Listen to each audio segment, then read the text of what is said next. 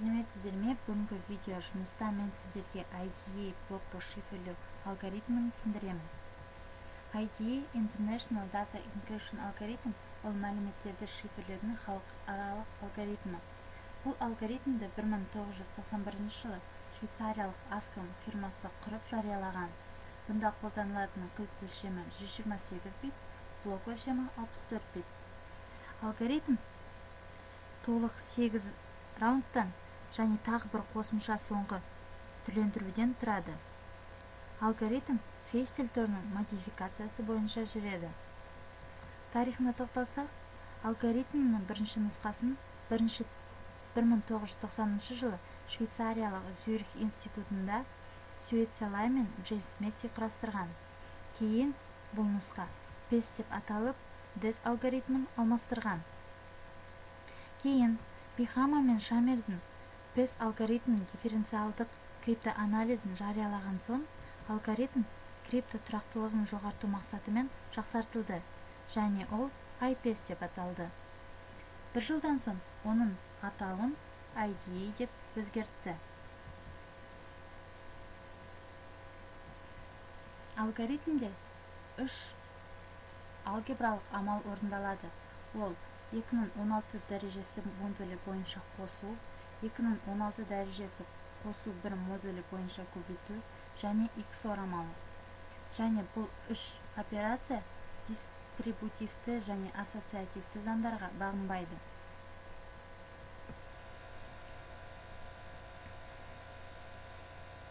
Алгоритмде 128 биттік кілт қолданылады. Берілген 128 биттік кілттен біз 8 раундтың әрқайсысына 6-6-дан және соңғы раундқа 4-16 битті ішкі кілттер құрамыз. Сонда барлығы шифрлеу үшін 52 ішкі кілт қажет. Ол кілттерді алу үшін алдымен біз 128 битті кілтті 16 биттен 8-ге бөлеміз. Осы кезде біз бастапқы 8 кілтті аламыз. Кейін 128 битті ішкі кілт 25 орынға солға жылжытылады. Осыдан пайда болған кілтті біз тағы да 16 биттен 8-ге бөлеміз. Сонда бізде келесі 8 кілт пайда болады. Циклдік жылжыту мен блоктарға бөлу процедурасын біз 52-16 биттік кілт алынғанша дейін жүргіземіз. Мына кестеде 52 әрбір раундқа арналған ішкі кілттер көрсетілген.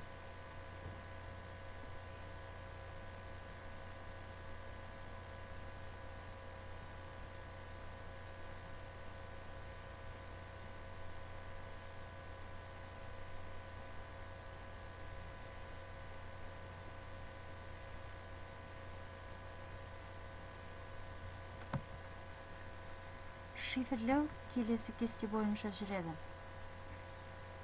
Бастапқы мәтін 64 биттік блок болып табылады.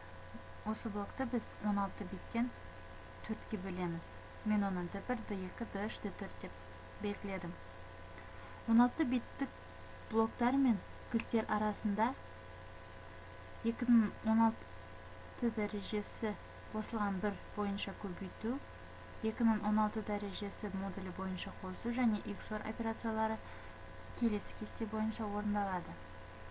Әр раундта біз өзінің кесте бойынша берілген кілттерін қолданамыз.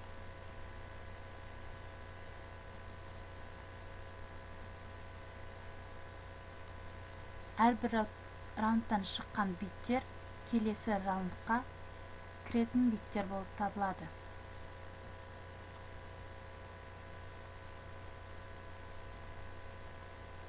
Екінші раундта біз екінші раундтың кілттерін қолданамыз.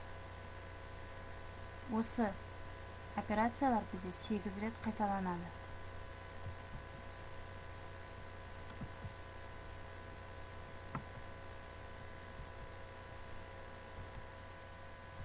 Кейін бұл операциялар 8 рет қайталанып пайдаланып болған соң бізде 9-шы раунд жүреді.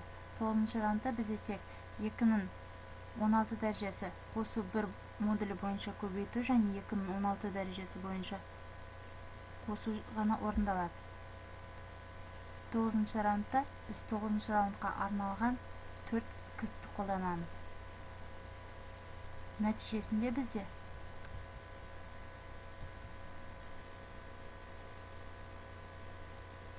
4 блок шығады. Осы 4 блок бізде шифрленген мәтін болып табылады. Осылайша барлық 64 битті блоктар шифрленіп болғанша дейін қайталанып отырады.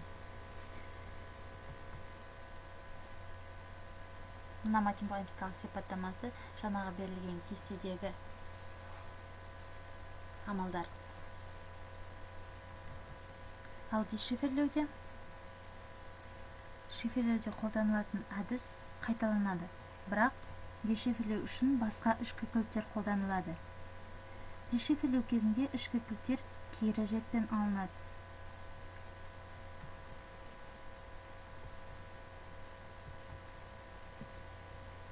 Дешифрлеудің екінші раундының бірінші және төртінші кілттері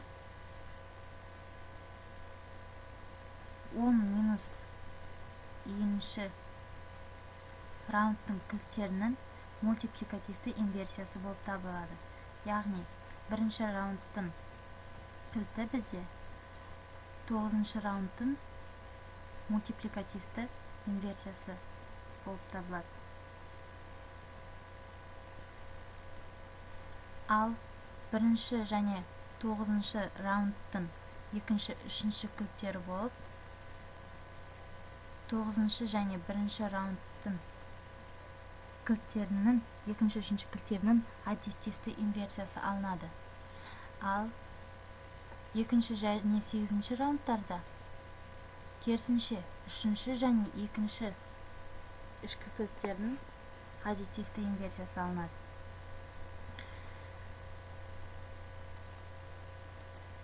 Ал екінші раундтың соңғы екі кілті 9 минус екінші раундтың кілттері болып табылады.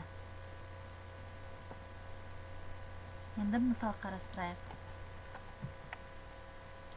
Бізде 128 битті К кілт берілген және 64 битті ашық мәтін берілген. Бізге оңай болу үшін біз сандарды 16-лық жүйеде көрсетеміз. 0001 санының 16-лық жүйеде жазылуы. Алдымен біз оларды 16 биттен 8 бөлікке бөлеміз. Сонда біз бірінші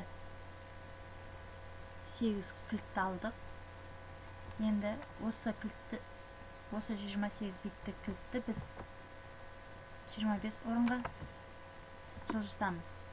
Сол кезде бізде келесі 8 кілт алынады. Осылайша барлық 52 кілт алғанша дейін жүргіземіз. Сонда бізде кестеде мынандай белгілер болады. Міне біздің бастап қалған 8 кілтіміз, одан кейінгі 25 позицияға жылжытқаннан кейінгі келесі 8 кілт, келесі жылжытудағы 8 кілт, осылайша жалғасып кете береді. Бізге берілген мәтін және соңында шифрленіп шыққан шифр мәтін. Енді осыны керісінше дешифрлейік. Дешифрлеген кезде біз жаңа кілтті қолданамыз және шифр мәтінді аламыз.